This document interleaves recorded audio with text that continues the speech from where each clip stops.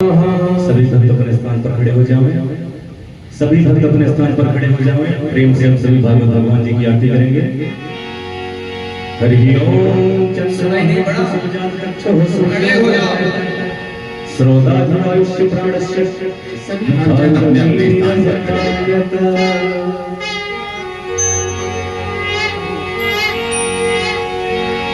श्री भागवत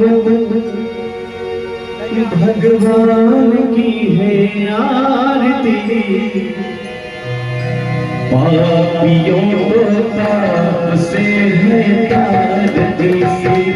भागवत भगवान की है आरती। पापियों को पाप से तारती। भागवत भगवान की है आरती। पापियों को से तारती। भागवत भगवान की है आरती। पापियों को पाप से तारती। ये अमर ग्रंथ ये मुक्ति पंथ ये पंचम वेद निराला नवज्योति जगाने वाला। अमर ग्रंथ ये मुक्ति पंथ ये पंचम वेद निराला नवज्योति जगाने वाला। राम यही हरि राम यही हरि नाम यही हरि धाम यही नाम यही हरि राम यही हरि नाम यही हरि धाम यही। जगते मंगल की आरती। पापियों को पाप से तारती। भागवत भगवान की है आरती। पापियों को पाप से तारती।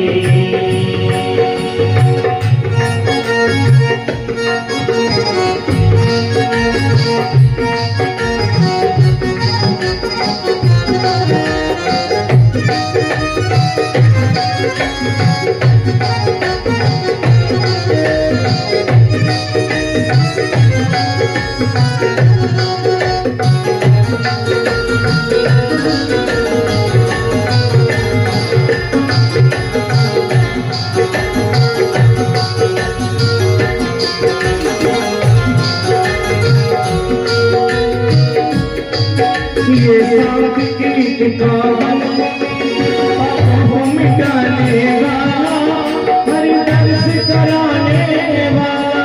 ये शांति गीत गावन मुनि पापों को मिटाने वाला हरि दर्श कराने वाला। सुख करनी दुख हरने सुख करनी दुख हरने सुख करनी दुख हरने श्रीमधुसूदन की आरती। पापियों को पाप से तारती। भागवत भगवान की है आरती। पापियों को पाप से तारती।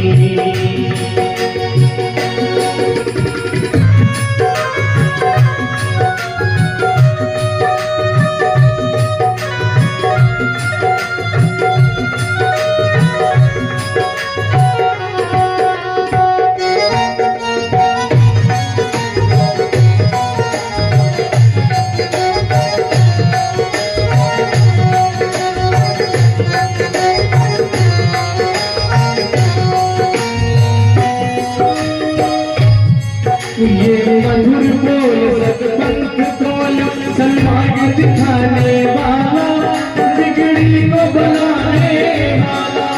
ये मधुर बोल सतपंथ बोल सन्मार्ग दिखाने वाला बिगड़ी को बनाने वाला।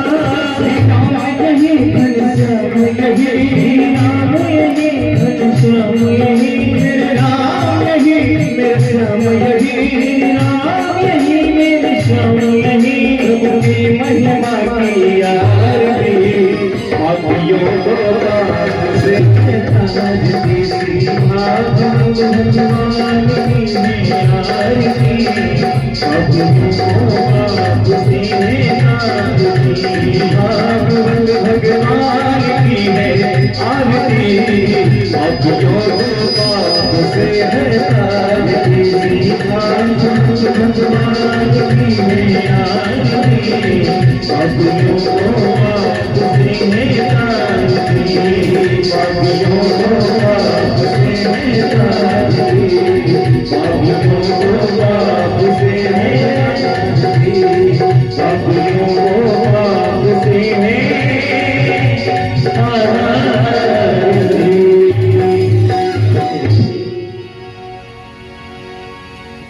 एक बार प्रेम से बोले भागवत भगवान की जय, बाकी बिहारी लाल की जय, गुरुदेव महाराज की जय, व्यास महाराज की जय, जय जय श्री राम जय श्याम।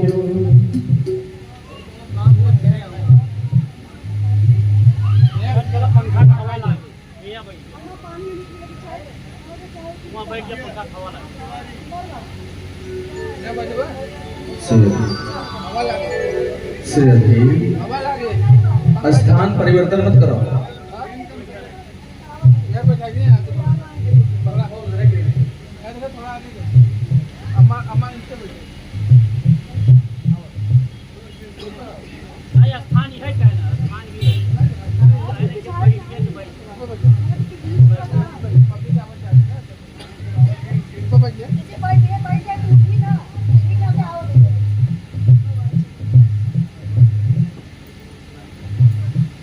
हरि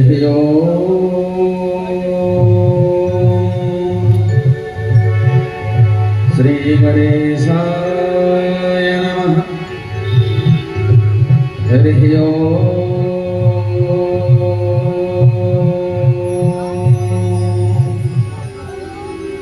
श्री मातृपितृचरण कमलेभ्यो नमः। हरि ओम श्री बांके बिहारिणे नमः।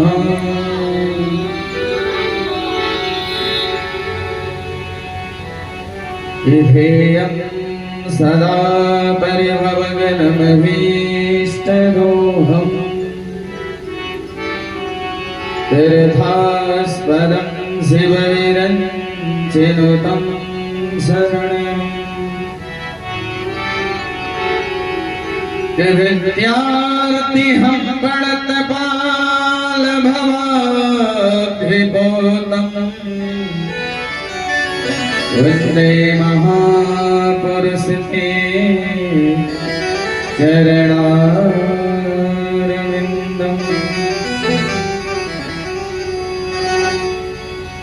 विवंशी विभूषित करा नवनी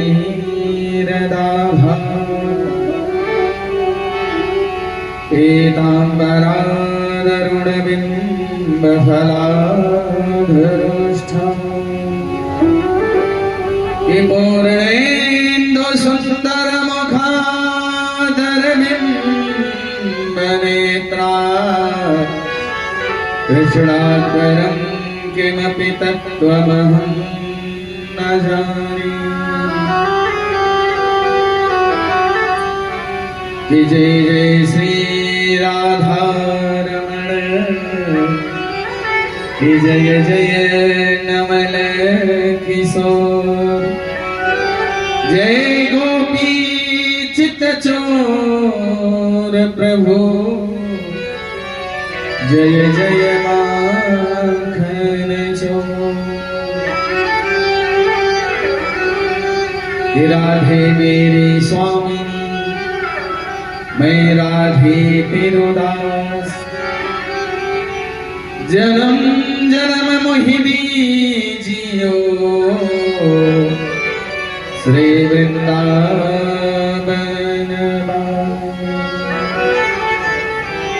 राधे मेरी मातु है, पिता मेरे घनश्याम, इन दोनों के चरणों में बारंबार प्रणाम। आइए हनुमंत विराजिए, कथा करूं मति अनुसार, प्रेम सहित गादी हरो विराजिए पवन बोल वृंदावन बिहारी लाल की बोल भक्तवत्सल भगवान की बोल गंगा मैया की बोल श्रीमद् भागवत महापुराण की जय जय श्री राधे।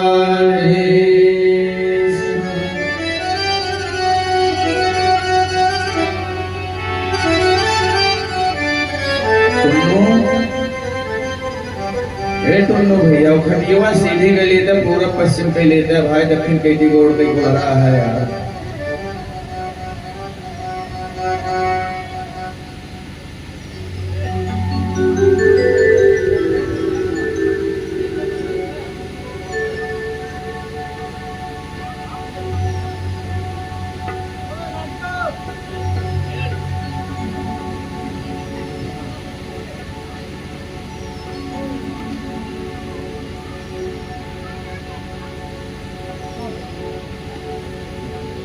परम मंगल में अकारण करुणा बरवाले भक्तवंश कल्पनु कर्तुम अकर्तुम अन्यथा कर्तुम सर्व समर्थ कर्तुम जिसके माया से अजूठा अनूठा दिव्य संसार भी सत्य प्रतीत होता है। अखिल कोटि ब्रह्मांड नायक जगदाधार सर्वभूत नियंता कृष्ण चंद्र माखन चोर गोपी जन वल्लभ ब्रज रास रासेश्वर भक्त प्राण भगवान श्री कृष्ण चंद्र जी को हम सब प्रणाम करते हैं। श्री धाम वृंदावन से बधारे हम सबके लाडले दुलारे प्यारे श्री आदरणीय बांकी बिहारी जी,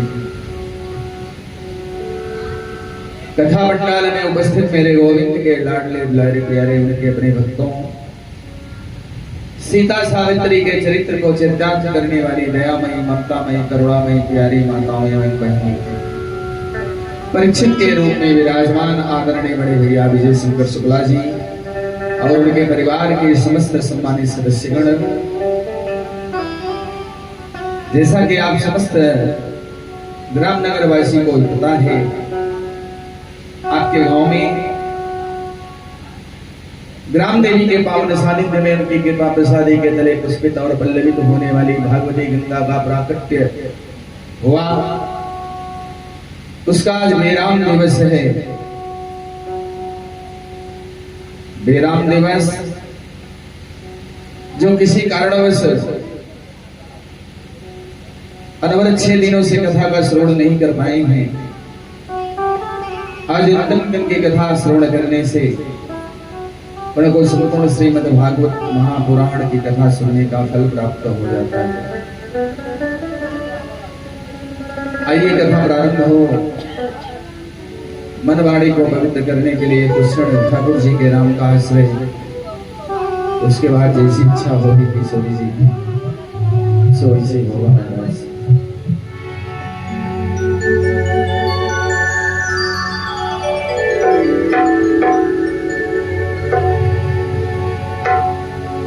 राधे गोविंदा जय जय राधे गोविंदा, राधे गोविंदा जय जय राधे गोविंदा, राधे गोविंदा जय जय राधे गोविंदा, राधे गोविंदा जय जय राधे गोविंदा। नटवर नागर नंदा, नटवर नागर नंदा जय जय राधे गोविंदा, नटवर नागर नंदा जय जय राधे गोविंदा, नटवर नागर नंदा जय जय राधे गोविंदा, नटवर नागर नंदा जय जय राधे गोविंदा, राधे गोविंदा जय जय राधे गोविंदा, राधे गोविंदा जय जय राधे गोविंदा, राधे गोविंदा जय राधे गोविंदा राधे गोविंदा जय श्री राधे गोविंदा।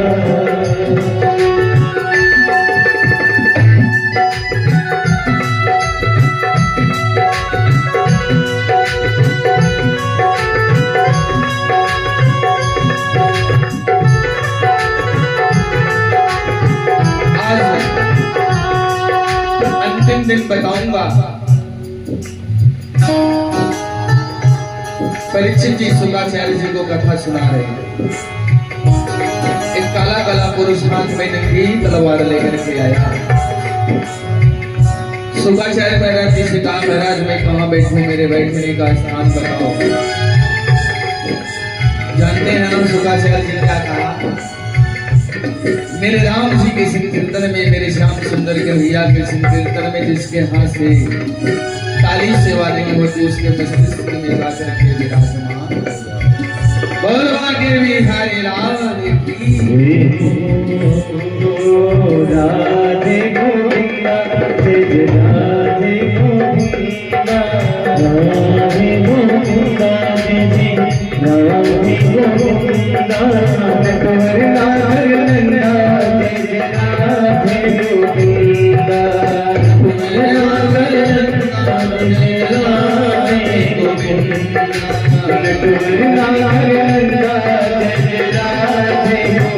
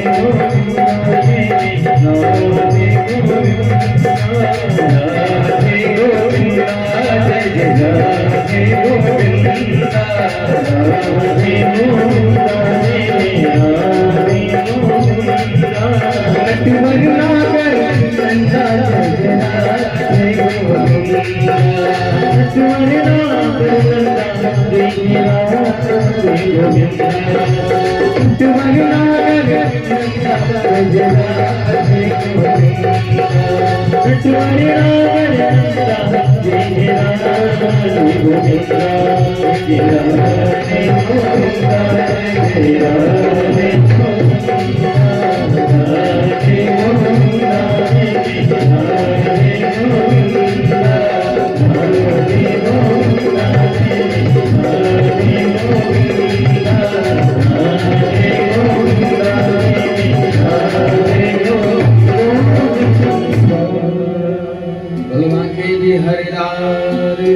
जय हो बोल भक्तवत्सल भगवान जय जय श्री राधे।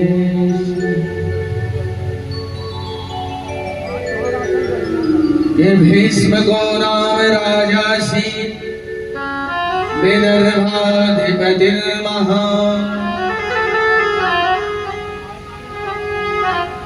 तस्य पुत्रा भवन पंच कन्यैका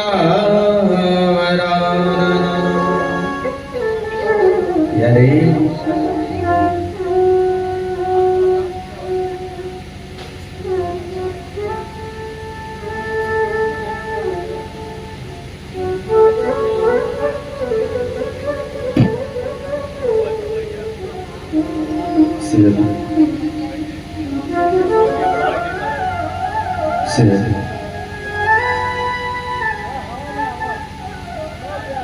सिरधि रधि रधि। भैया भैया आप इसी तरह बैठे।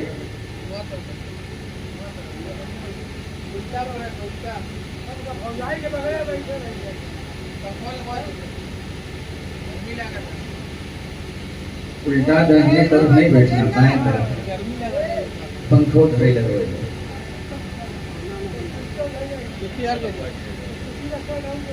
कल आप लोगों ने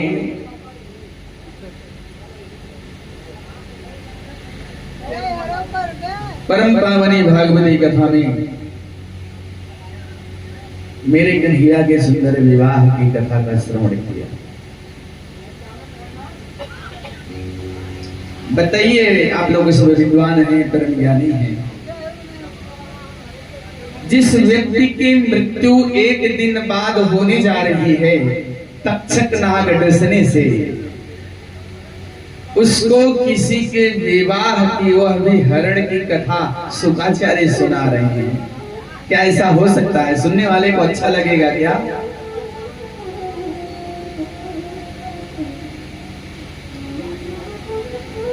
स्वामी विवेकानंद जी का एक शिष्य था।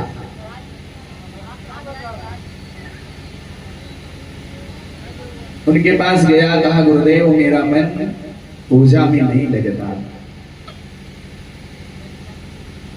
मेरा मन पूजा में नहीं लगता।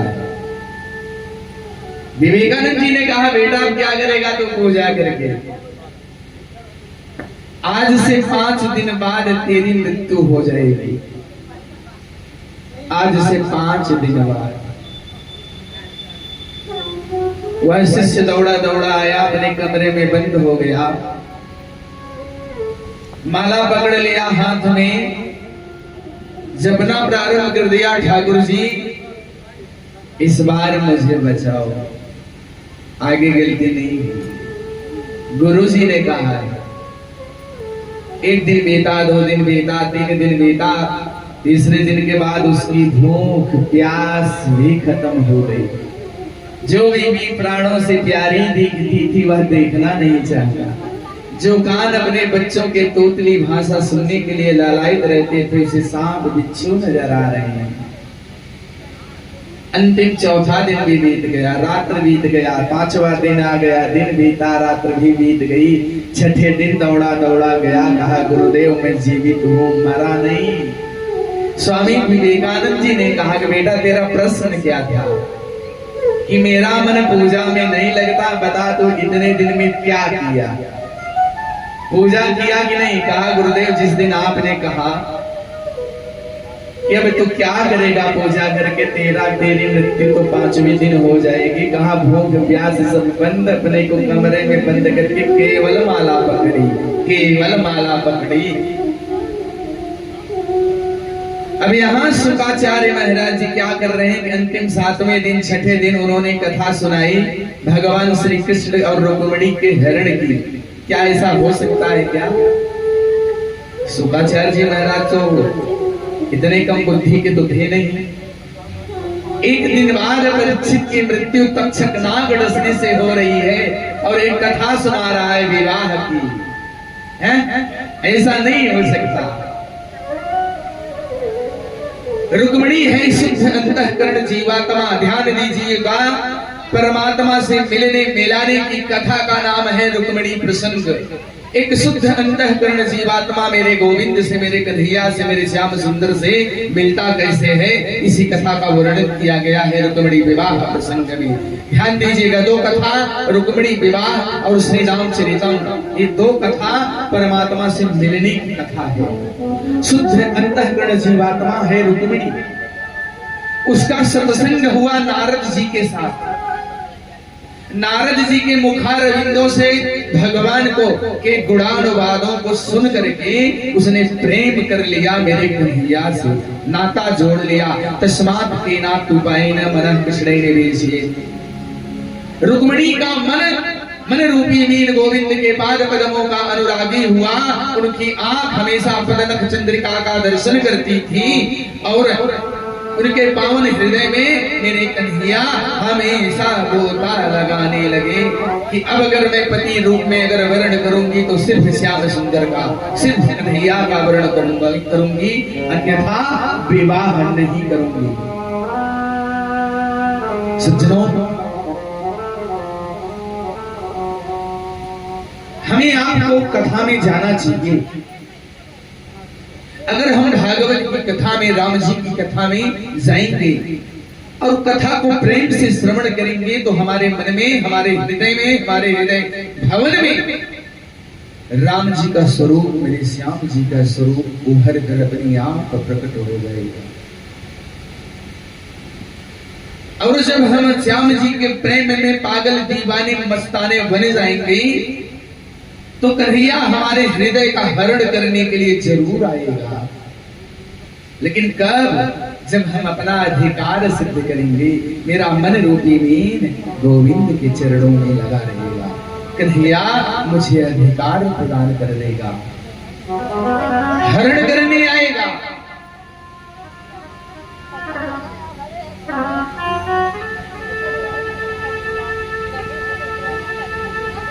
रुक्मिणी कहती हैं, पत्र में लिखती हैं कि सुत्वा गुणान भुवन सुंदर सूर्यकांति। हे त्रिभुवन सुंदर, हमने अपने गुरु जी के मुखारविंदों से आपके गुणानुवादों का श्रवण किया है। सुत्वा गुणान भुवन सुंदर सूर्यकांति निर्विश्य कर्ण विवरैर हर तुंगतापम।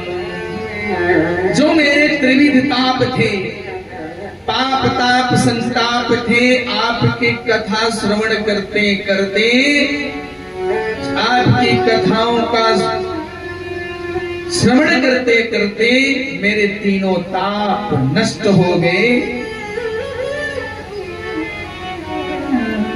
और मेरे कान निर्विषयी हो गए। इस जगत में सबसे बड़ा दरिद्र कौन है भैया? सबसे बड़ा दरिद्र कौन है?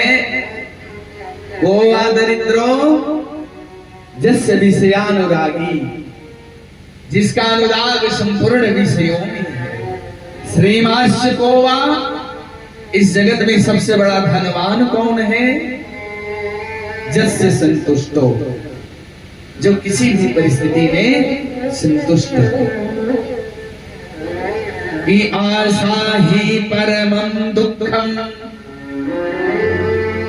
नैराश्यम परमं सुखम। जगत में किसी से आस लगाना ही बहुत बड़ा दुख है। अगर हमें आपको किसी का आस है और आस अगर टूटती है तो बहुत कष्ट होता है। आशा ही परमं दुःखम नैराश्यम परमं सुखम। निराशा परम सुख का कारण बनती है, क्योंकि निराशा में ही मुझे परमात्मा याद आता है। और जब परमात्मा देता है ना तो छप्पड़ फाड़ करके देता है, लेने वाला भी थक जाता है, वह ले नहीं पाता है। बुलवा के बिहारी लाल की। पत्र में लिख दिया और पत्र दिया सुदेव नामक ब्राह्मण को। ध्यान दीजिएगा, रुक्मिणी जीवात्मा गुरु के माध्यम से अपने मनोदशा को, अपने प्रेम पत्र को गुरु के माध्यम से, सुदेव नामक ब्राह्मण माने कोई साधारण ब्राह्मण नहीं, सुदेव। अगर संस्कृत में किसी में प्रत्यय लग जाता है तो उस शब्द पर बल दिया जाता है, चूंकि सु प्रत्यय लगा है यहाँ। सुदेव माने गुरु वह होता है जो आपके अंतःकरण को शुद्ध कर दे। अहिंसा प्रतिष्ठायाम तत्सन्निध्यो वैरत्यागः, जिसके सानिध्य में जाने मात्र से ही आपकी हिंसक वृत्ति चली जाए और अहिंसा की स्थापना हो जाए, वह गुरु है। गुरु बनने लायक है। गुरु ढूंढो मत, फंस जाओगे। गुरु ढूंढने जाओगे ना तो अटक जाओगे। अपने भजनानंद को बढ़ाओ, मेरे ठाकुर जी को चिंता होगी, आपके लिए गुरु भेज देगा, आपके लिए गुरु भेजेगा। गुरु ढूंढो मत, गुरु को पहचानो। जैसे हरि तत्व व्यापक है, शिव तत्व व्यापक है, वैसे गुरु तत्व भी व्यापक है। निदेहमाद्यम सुलभम सुदुर्लभम। भैया भैया, निदेहमाद्यम सुलभम सुदुर्लभम। यह देह मुझे मिली है, यद्यपि है बहुत दुर्लभ, बहुत दुर्लभ है मानो देह। प्लवं सुकल्पं गुरु कर्णधारम। इस संसार रूपी सागर में असुविधा रूपी लहरें उठती रहेंगी। समझ रहे हैं ना? असुविधा, कोई कहे कि संपूर्ण प्रतिकूल या अनुकूल परिस्थिति रहे तो ऐसा संभव नहीं है। प्लवं सुकल्पं गुरु कर्णधारम। और इस संसार में, इस संसार सागर में आपका अपना गुरु इस देह रूपी नाव का खेवैया है, पतवार चलाने वाला है।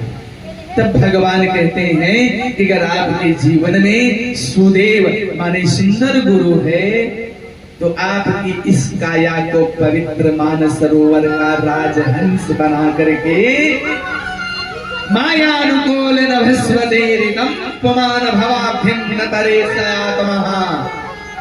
परमात्मा गुरु के माध्यम से अनुकूल वायु चलाता है। आपको जाना है सागर में पश्चिम दिशा में, और पश्चिम से हवा चल रही है, तो क्या सागर पार करोगे? क्या कोई नदी, कोई तालाब पार कर सकते हो क्या?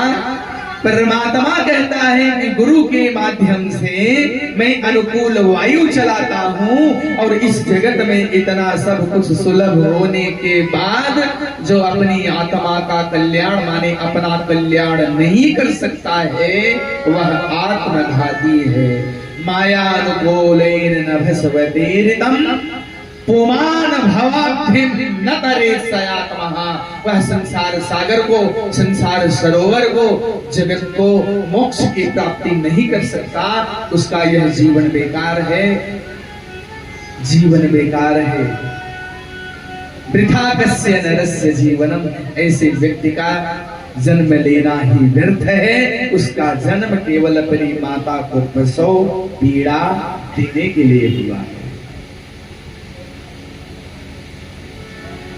भगवान की इस प्यारी कथा का श्रवण करते करते रुक्मिणी ने अपना तन मन धन सब कन्हैया पर न्योछावर कर दिया। प्रतिक्षण कन्हैया कृष्ण नजर आते थे। हमें आपको भी भैया भागवत सुनने का मतलब है कि अभी तक आपने खूब देखा। आपकी दृष्टि जो थी ना बहिर्मुखी थी, बाहर की वस्तुएं देखती थी। अब बाहर की वस्तुओं को देखना बंद करो, दृष्टि जो बहिर्मुखी है उसको अंतर्मुखी बनाओ, अंतर्मुखी बनाओ। अपनी ही अंतरात्मा में रमण करो और उन्हीं के साथ अठखेलियां खेलते हुए अपनी इस जीवन लीला को परमात्मा की इच्छा से जियो और उनकी इच्छा से मरो। मृत्यु महोत्सव बनेगी। बोलो के बिहारी लाल की जय। सज्जनों,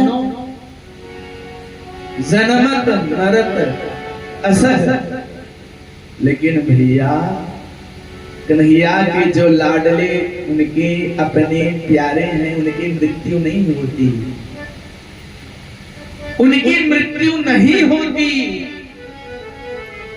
उनके लिए तो मृत्यु देवी सजी सजाई दुल्हन के समान होती है। जैसे दूल्हा अपनी पत्नी का आलिंगन करता है दुल्हन का, उसी प्रकार से मृत्यु देवी का आलिंगन करता है प्रसन्नता पूर्वक। मृत्यु देवी में भी तो हमारी कन्हैया ही विराजमान है ना, कोई बाहर की वस्तु तो है नहीं। मृत्यु भी तो वही है।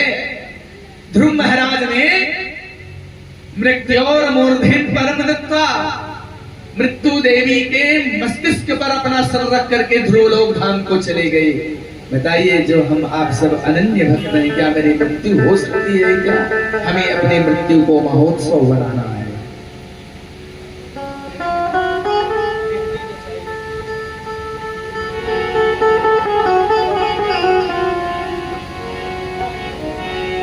मैंने मेहंदी रचाई रे कृष्ण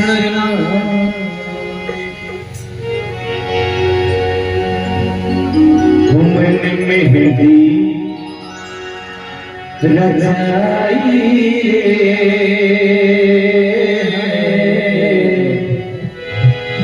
कृष्ण नाम की। जब आपका प्रत्येक व्यवहार, प्रत्येक कर्म केवल कन्हैया के लिए होगा, मैं ये नहीं कहता आप अपने घर के काम करो, ये नहीं रोकता, अपने नित्य कर्म करो, लेकिन क्षणवन्ते नारायण स्मृति। रोटी बना रही हो तो भजन गाते हुए बनाओ, कपड़ा साफ कर रही हो तो भजन गाते हुए बनाओ। आपका प्रत्येक व्यवहार मेरे कन्हैया के लिए। जय हो।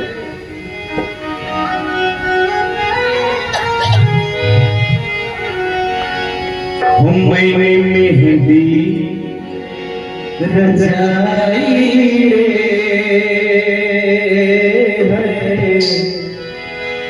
श्याम नाम की।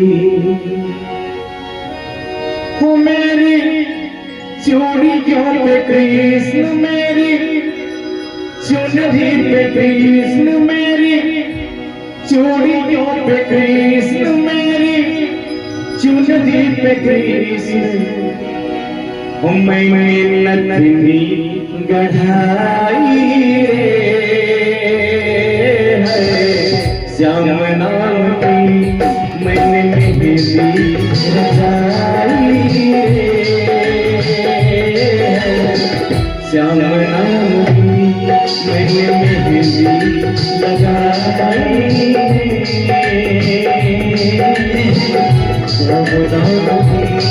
मैंने मेहंदी रचाई श्याम नाम की। मैंने मेहंदी रचाई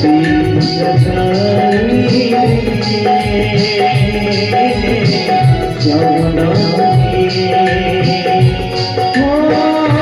मेरी चूड़ियों पे कृष्ण, मेरी चुनरी पे कृष्ण, मेरी कृष्ण, मेरी चूड़ियों पे कृष्ण, मेरी चुनरी पे कृष्ण, मेरी चूड़ियों पे कृष्ण, मेरी चुनरी पे कृष्ण। मैंने नथनी गढ़ाई श्याम नाम की। मैंने दिया लगाई श्याम नाम की। जय हो श्री राधे।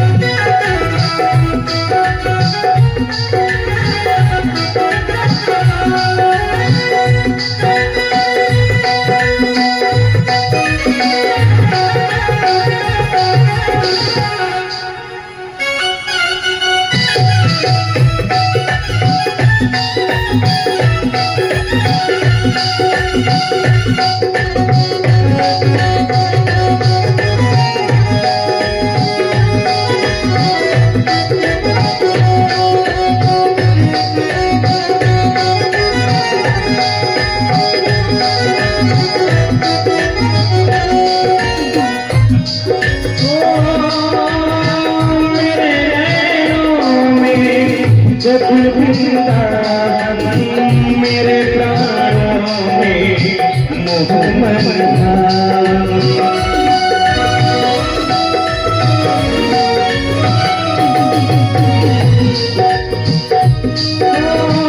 मेरे नैनों में गोकुल वृंदावन, मेरे प्राणों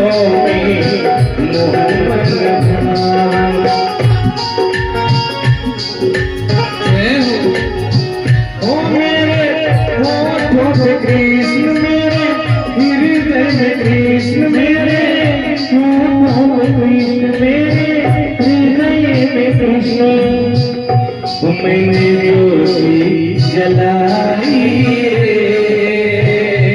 है, श्याम नाम की मैंने ज्योति जलाई है, कृष्ण नाम की मेहंदी रचाई है, कृष्ण नाम की मेहंदी रचाई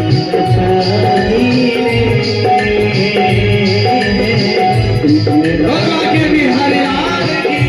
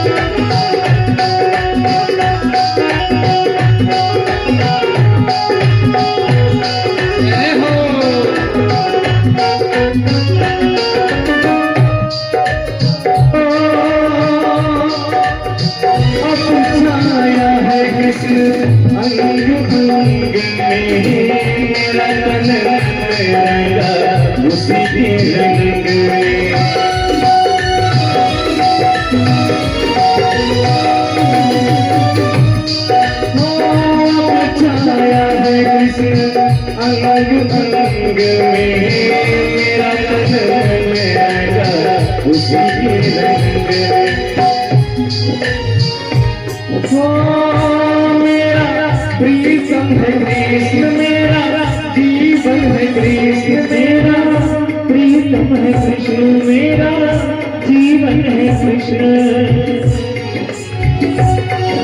मैंने माला बनाई रे कृष्ण नाम की, मैंने माला बनाई कृष्ण नाम की, मैंने दिया लगाई कृष्ण नाम की, मैंने दिया लगाई कृष्ण नाम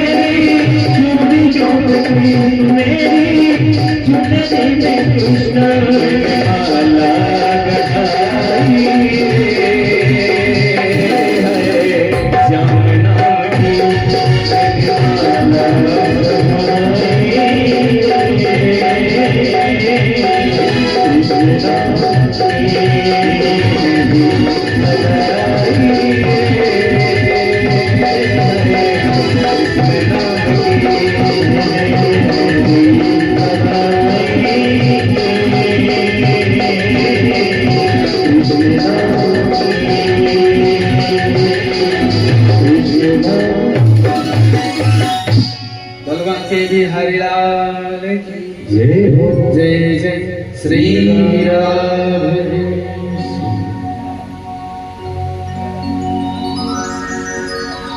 भैया हमारा आपका अपना प्रत्येक कर्म अब बाहर मुखी नहीं, बहिर्मुखी नहीं, अंतर्मुखी होना चाहिए, तब तो कथा श्रवण का फल है। जैसे रुक्मणी ने नारद जी से सत्संग किया, कृष्ण से प्रेम कर बैठी, पत्र लिख दिया, नैया तेरी कथाओं को सुन सुन करके प्रेम किया, तुमको सर्वस्व मान लिया, तो मुझे स्वीकार कर। परमात्मा सुदेव के माध्यम से, अपने गुरु के माध्यम से आप सब भी गुरु के माध्यम से परमात्मा को प्राप्त करने की चेष्टा करनी चाहिए।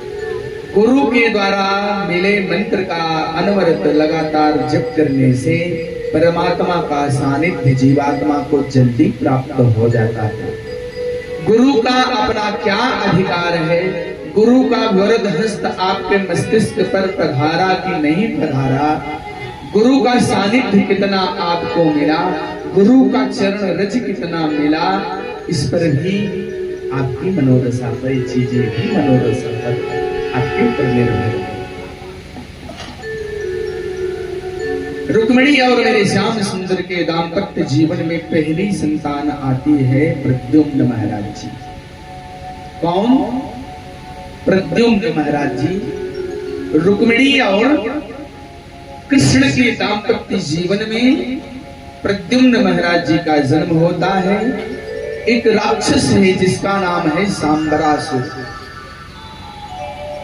नारद को जब नारद ऋषि से ज्ञात होता है कि सांबरासुर ने एक बार नारद जी से पूछा कि मेरी मृत्यु कौन है, मेरी मृत्यु का कारण क्या है, कहा कि कृष्ण और रुक्मिणी के गर्भ से उत्पन्न होने वाली पहली संतान तेरी मृत्यु का कारण बनेगी।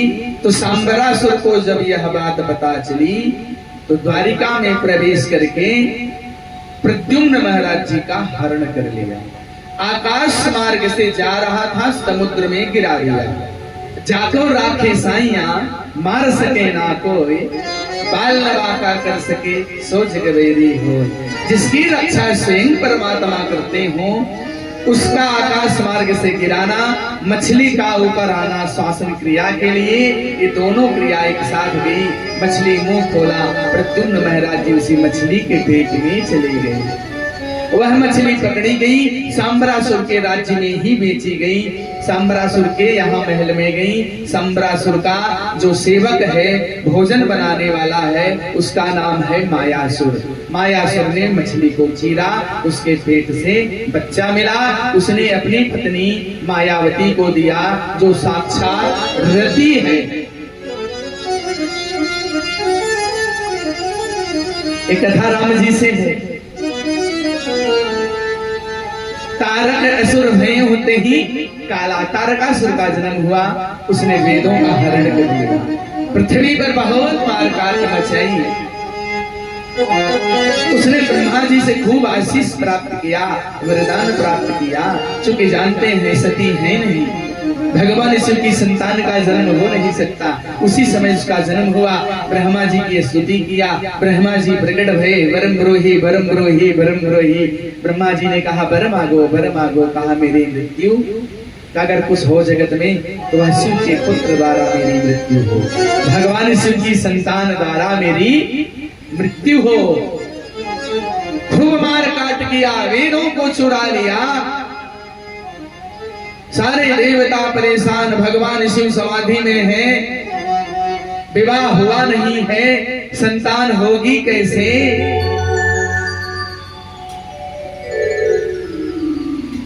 हुआ क्या?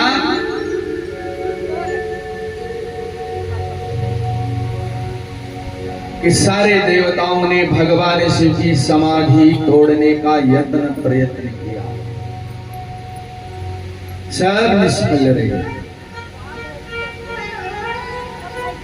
ब्रह्मा जी गए कामदेव के पास, कहा काम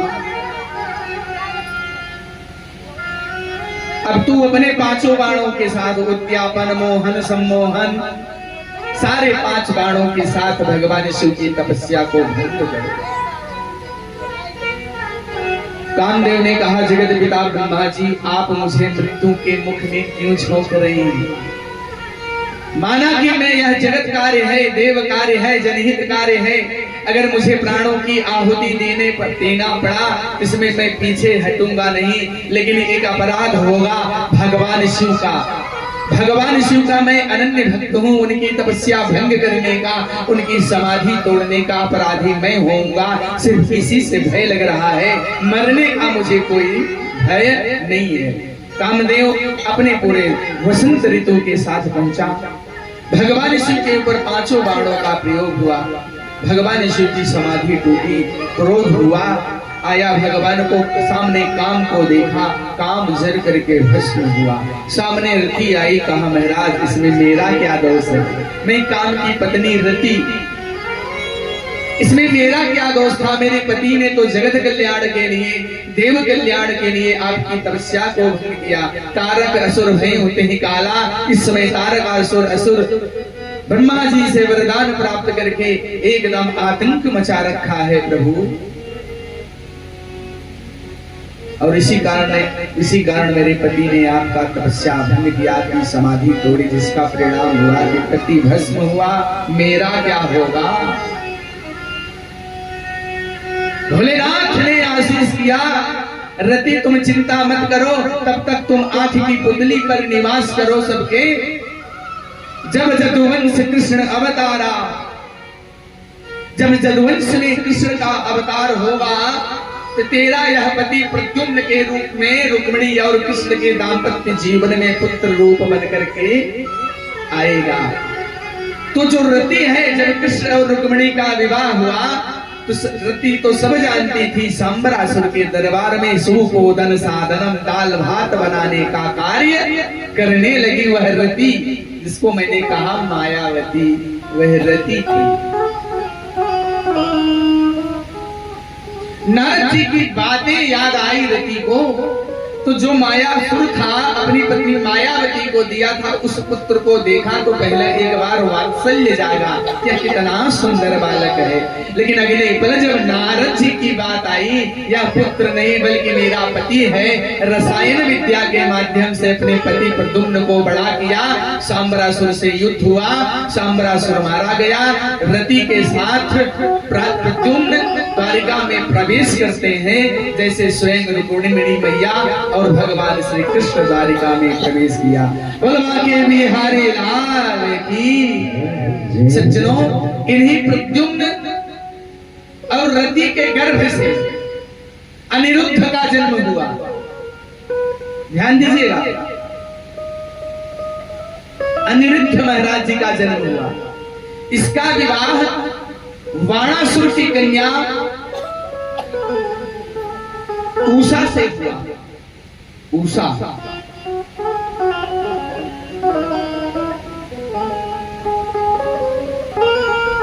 बाणासुर की बिटिया का क्या नाम था? उषा। क्या हुआ? एक बार उषा अपने कमरे में लेटी हुई थी, उसने स्वप्न में अनिरुद्ध जी का दर्शन किया। स्वप्न में झांकी आई, उसकी सहेली का नाम था चित्रलेखा।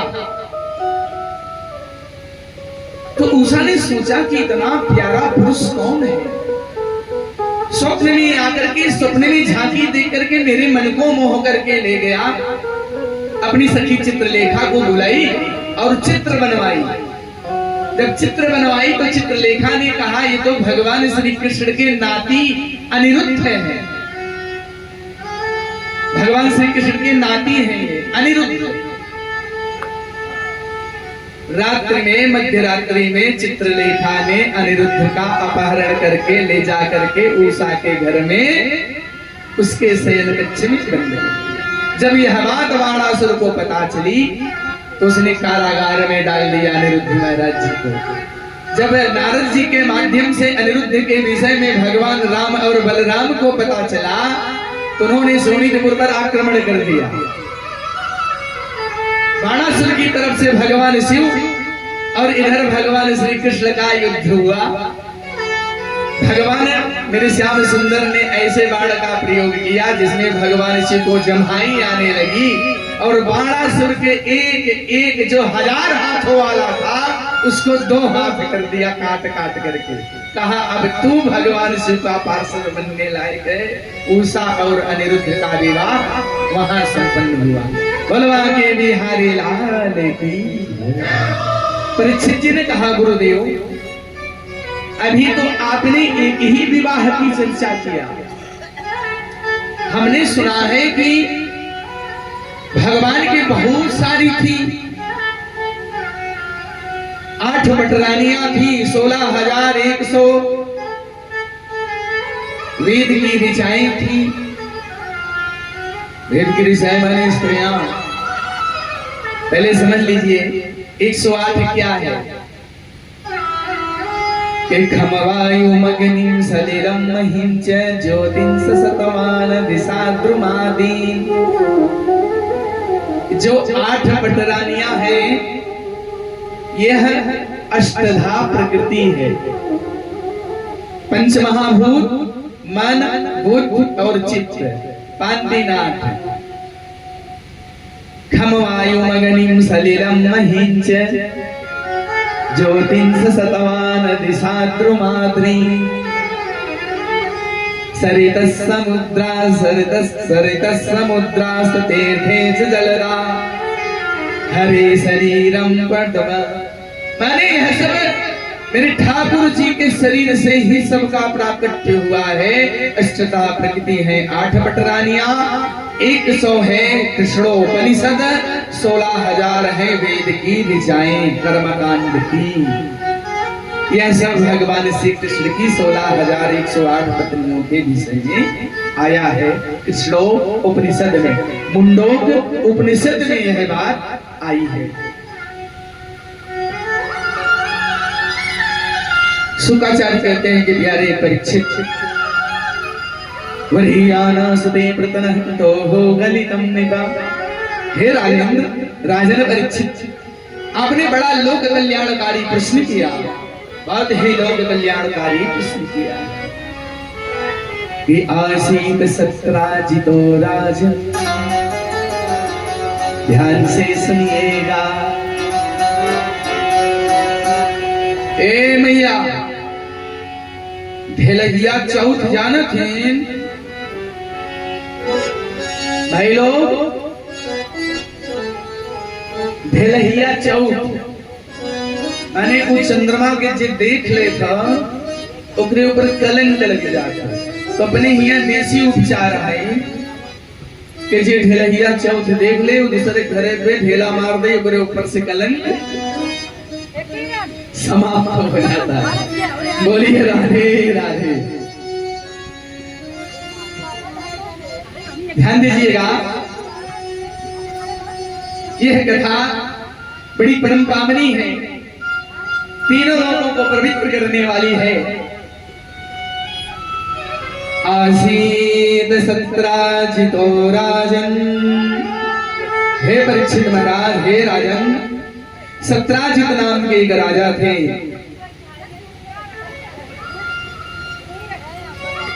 कहा कर रही है आप? अलग अलग से कौन मंगाया?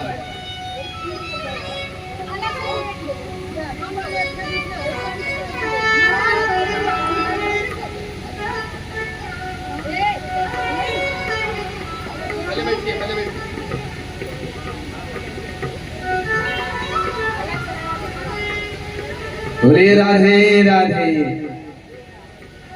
सत्राजित नाम के जो राजा थे भगवान सूर्य के अनन्य भक्त थे। उनकी भक्ति से प्रसन्न होकर के भुवन भास्कर भगवान सूर्य ने उन्हें समंतक मणि प्रदान किया।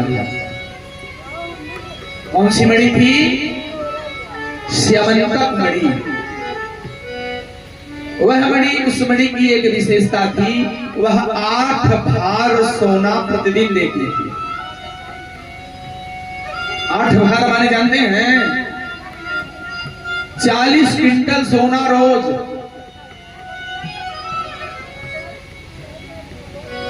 8 भार सोना प्रतिदिन दिया करती थी।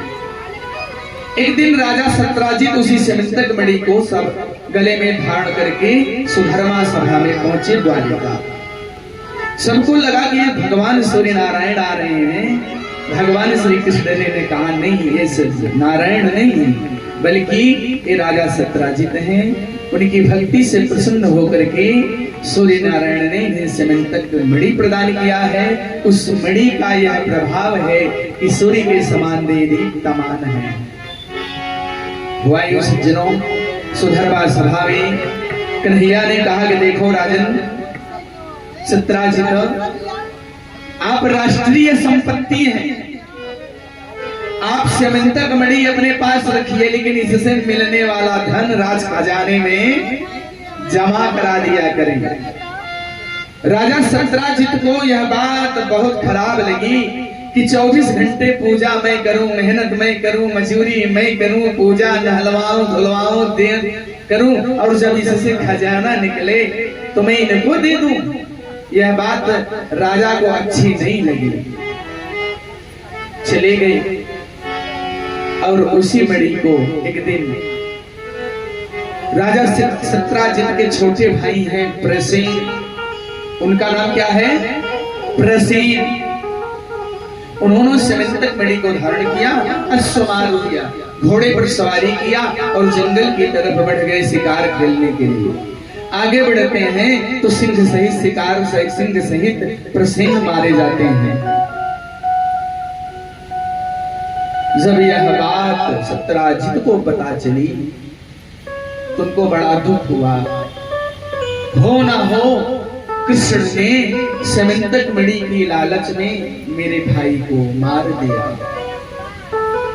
जैसे जंगल में आग फैलती है वैसे यह बात फैली, पूरे नगर में हल्ला हो गया। सज्जनों,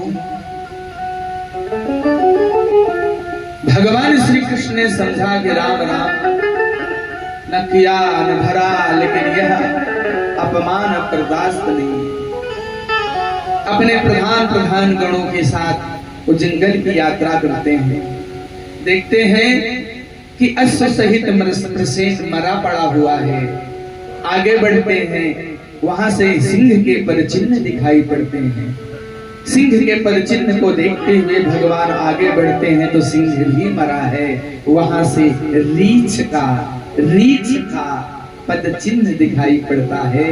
वहां से पर चिन्ह देखते देखते आगे बढ़ते हैं तो एक गुफा है।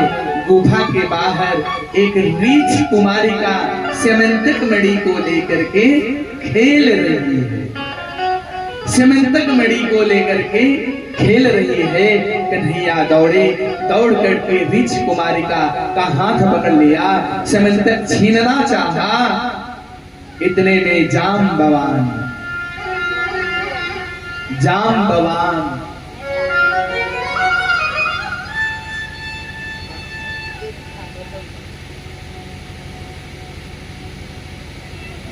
परमात्मा को पकड़े अपनी गुफा में खींच ले गए।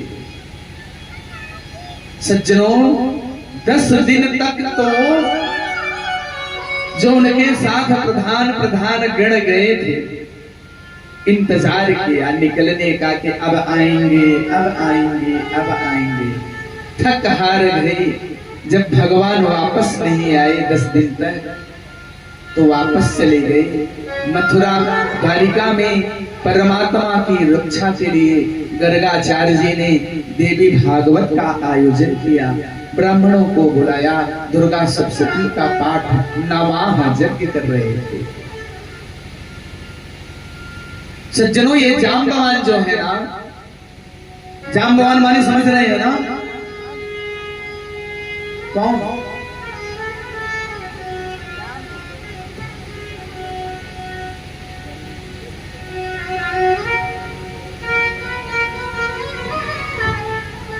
जामवंत, उनका नाम जाम्बवान। जब मेरे राम जी ने रावण पर विजय प्राप्त किया, सबको अयोध्या लेकर के आए तो सबको कुछ ना कुछ दे रहे थे। तो राम जी ने कहा, काका आप भी कुछ मांगो। सबसे वृद्ध व्यक्ति थे जामवंत मंत्री, अति बूढ़ा, सबसे वृद्ध व्यक्ति थे और बड़ी लंबी आयु थी इनकी।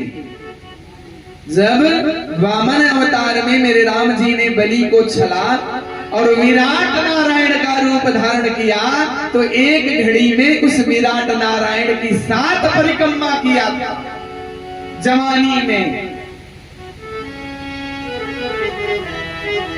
कहा, काका आप भी कुछ मांगो ना। जामवंत जी ने कहा कि रे आप स्वामी हैं, मैं सेवक हूं। सेवक और स्वामी में लेन देन की बात नहीं होती है। राम जी ने निवेदन किया। राम जी ने कहा, नहीं काका कुछ तो लेना पड़ेगा, कुछ मांगिए ना। तो जानते हैं जाम्बवान ने क्या मांगा कि महाराज रावण की सेना में मुझ जैसा कोई वीर नहीं था, आज भी मेरी बाजुओं में खुजली हो रही है। स्वामी आप भी तो महावीर है ना, तो आइए दो दो हाथ हो जाए थोड़ा सा। मेरे राम जी ने कहा कि काका मैं मर्यादा में हूं, लेकिन जब मेरा कृष्णावतार होगा तो वहां कोई मर्यादा नहीं रहेगी। आपकी इस इच्छा को मैं जरूर पूरी करूंगा। मेरे कृष्ण कन्हैया ने 27वें दिन जोर का थप्पड़ लगाया, काका की नस नस ढीली हो गई। कृष्ण कन्हैया के अंदर मेरे राम जी का दर्शन होने लगा। चरण पकड़ लिए, कहा काका, कहा मेरे राम जी अब आप मुझे चक्रधारी नहीं, आप मुझे तो धनुष बाणधारी मेरे राम जी के रूप में मुझे आपका दर्शन चाहिए। उस गुफा में मेरे श्याम सुंदर ने काका जाम्बवान को राम जी के रूप में दर्शन दिया। बोल राजा रामचंद्र की जय हो। भैया समझ में आई बात? तब मेरे परमात्मा ने, अब जानते हैं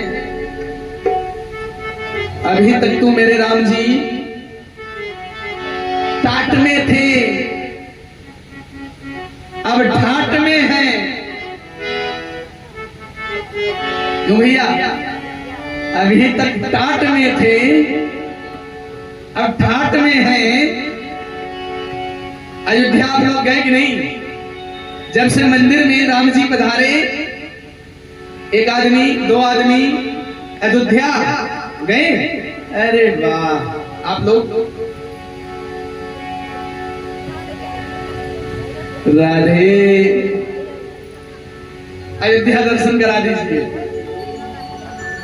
राम जी का। कि तेरी मर्जी का, हाँ तो तेरी मर्जी का। कैसे? हे राम जी मैं सेवक आप स्वामी।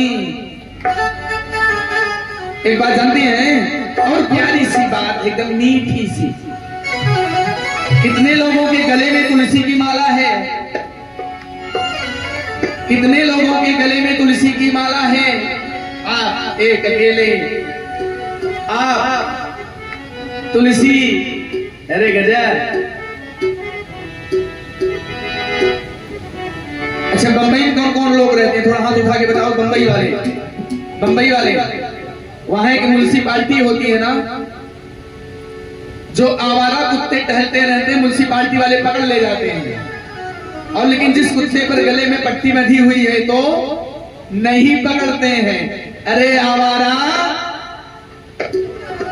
आवारा कुत्ते की तरह मत भटकिए, किसी के नाम की पट्टी गले में पहन लीजिए, नहीं तो यमराज के दूत आएंगे, यमराज के दूत आएंगे और सार्वजनिक संपत्ति में ले जाकर के बंद कर देंगे। लेकिन अगर आपके गले में किसी के नाम की माला है, तुलसी की माला है, रुद्राक्ष की माला है, तो किसी का समझ करके आपकी तरफ यमराज का दूत रूपी म्युनिसिपालिटी आपको नहीं पकड़ेगी। इसलिए कि तेरी मर्जी का मैं हूँ गुलाम, मेरे अलबेल राम, मेरे अलबेल राम, मेरे अलबेल राम, मेरे अलबेल राम।